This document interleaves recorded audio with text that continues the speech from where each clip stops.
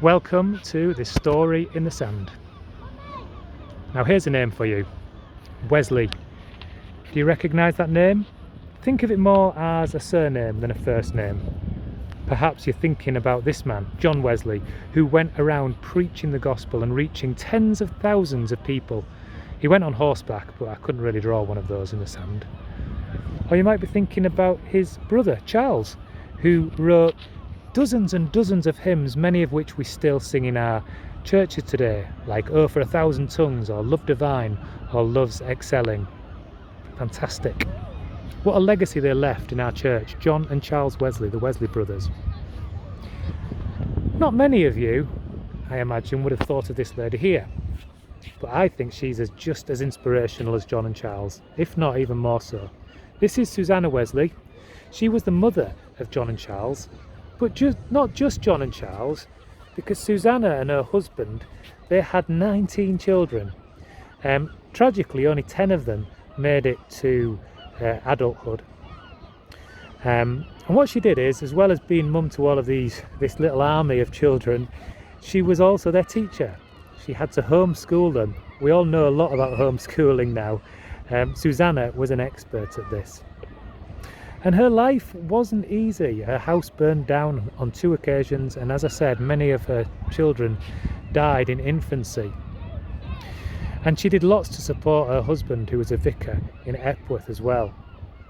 One of the things that was on Susannah's heart was how to reach children and young people with the gospel message of Jesus.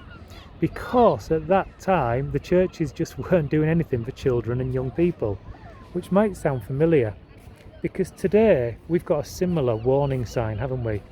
Children and young people are not coming along to our churches on a Sunday, and we've asked all sorts of questions as to why that might be, but it is a problem. The numbers are going down and down, and the pandemic has all but killed off some of the children's work in some of our churches. So what did Susannah Wesley do about this?